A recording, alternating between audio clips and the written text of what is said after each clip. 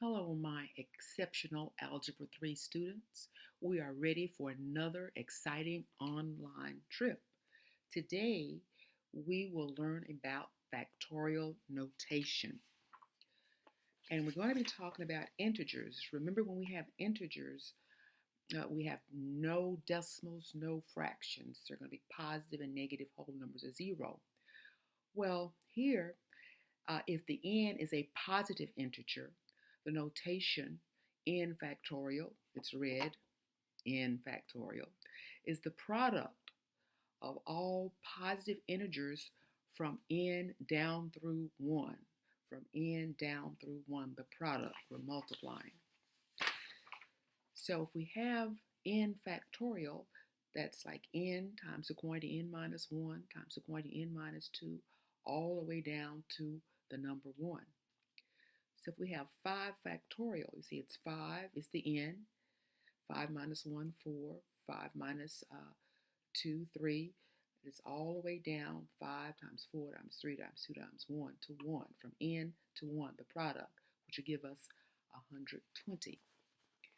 By definition, we're going to have that 0 factorial is equal to 1.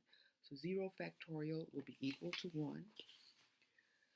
Let's look at the values of n factorial for the first 6 positive integers. So 1 factorial is 1, 2 factorial is 2 times 1, 3 factorial, 3 times 2 times 1, 6, 4 factorial, 4 times 3 times 2 times 1, 24, 5 factorial, 5 times 4 times 3 times 2 times 1, 120. Then we have 6 factorial, 6 times 5 times 4 times 3 times 2 times 1, which will give us 720. Now, I want to look again at 5 factorial. There are different ways we can think about the 5 factorial.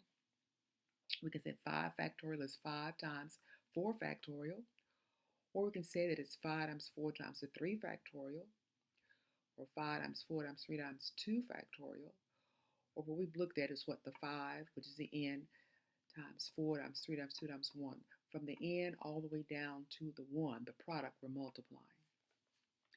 And I had us look at this in different ways because sometimes we'll have to apply the definition to get an answer. And we can do this factorial on our calculator. To find the factorial key on our TI graphing calculator, we're going to go to Math, Prob, some calculators may have just PRB, and then we're going to find the factorial key that looks like an exclamation point. So it's Math, Prob, and the exclamation point there, which is the factorial key. If we're going to use a calculator to evaluate 5 factorial, we would like to, first of all, click the 5, then Math, then Prob, and then the factorial key.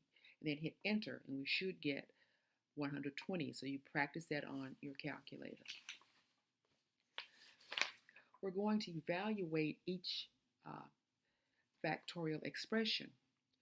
Here's some examples that we're going to do by hand first, but you can also do them using the calculator.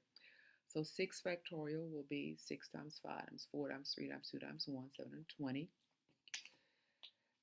In parentheses, I have 12 divided by 6. Remember, we always do what's in the parentheses first. So 12 divided by 6 gives us 2, and 2 factorial is 2 times 1, which is 2. Now, 12 factorial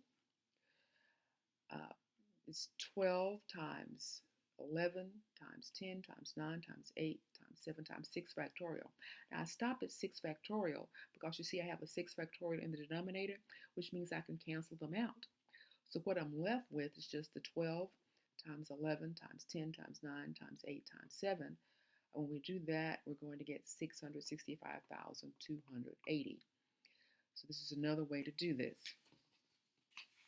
Let's look at another example. If I have 100 factorial divided by 99 factorial. Well, if you try to put this into the graphing calculator, you're going to get error, overflow. So what I did, I applied the definition. It's going to be 100 times 99 factorial, and I stopped at 99 factorial because I had a 99 factorial in the denominator, so I can cross them out, and my answer is simply 100. And again, if you did this on our TI calculator, you're going to get error overflow. So that is why we applied our definition in order to do this particular problem. And remember, when we're viewing this video, we're supposed to stop, rewind, review. Stop, rewind, review. And my love goes out to you.